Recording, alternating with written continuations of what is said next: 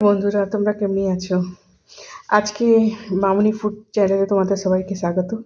আজকে আমি নিরামিষ মিক্স সবজি বানাতে যাচ্ছি।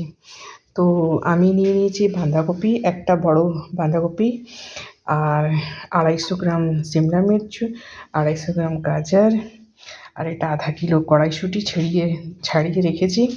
এই যে একটা বড় ফুলকপি এমনি করে ছোট ছোট করে কেটে নিয়েছি। এটা নিরামিষ এই জন্য বানাচ্ছি কেন কি এটা বাড়িতে যদি কোনো পুজো, নারায়ণ পুজো বা চণ্ডী পাঠের কোনো অনুষ্ঠান যদি হয় তো এই রকমের তরকারি বানিয়ে রাখতে পারো আর সবাইকে খাওয়াতে পারো লুচি দিয়ে। তো কালকে যেহেতু আমাদের এখানে নারায়ণ পূজা, তো আমি এই সব তরকারিটা বানাচ্ছি আর এটাকে লুচি দিয়ে সবাইকে দেব। তার সঙ্গে আরও থাকবে সব রকমের, মাটার আছে, বেগুন ভাজা থাকবে, লুচি থাকবে, পায়েস থাকবে। তো চলো দেখো আমি এটা কেমনি করে বানাই।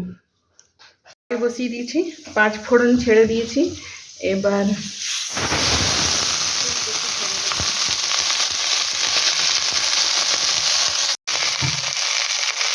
এখন গাজর অ্যাড করে দিচ্ছি।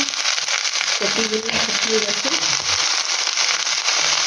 কপিগুলো ভাজা হয়ে গেছে।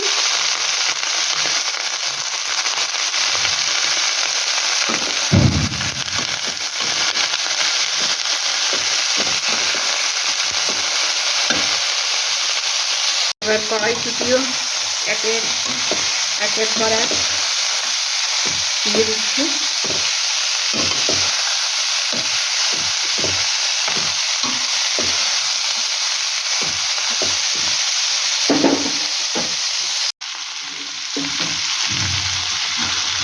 ये बंदा गोभी इसमें ऐड कर देती हूँ। बंदा गोभी ছেড়ে দিলাম। এবার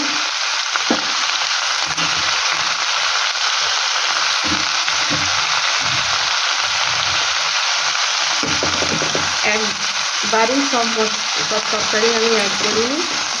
আগে ফুলকপিটা একটু ভেজে নিয়েছি, তারপরে কড়াইশুঁটিটা দিলাম। যেই তরকারিটা তাড়াতাড়ি সেদ্ধ হবে সেটা লাস্টে দিচ্ছি। কপিটা একটুখানি ভেজে নিলে ভ্যাটটা গন্ধটা চলে যায়, তাই কপিটা আগে দিয়ে ভেজে নিয়েছিলাম। এবার সবচেয়ে লাস্টে আমি শিমলা মির্চটা দেব।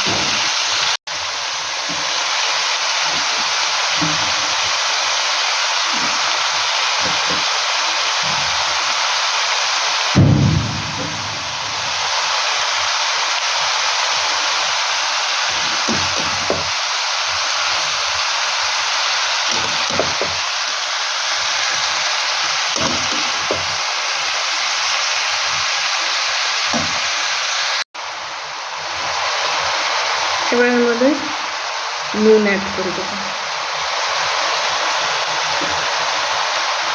তারপর হলুদ।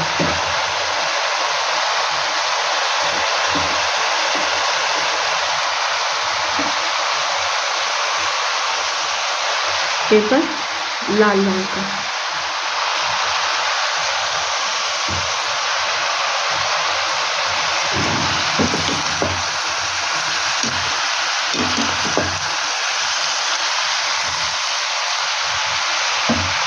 এরপর একটুখানি চিনি, এরপরে আদা আর গরম মশলা বাটা আমি এর মধ্যে অ্যাড করে দিয়েছি।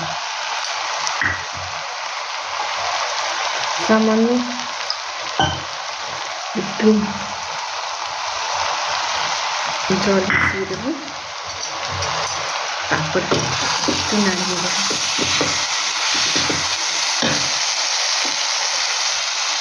দেখো কত ধোঁয়াতে তরকারিও দেখা যাচ্ছে না।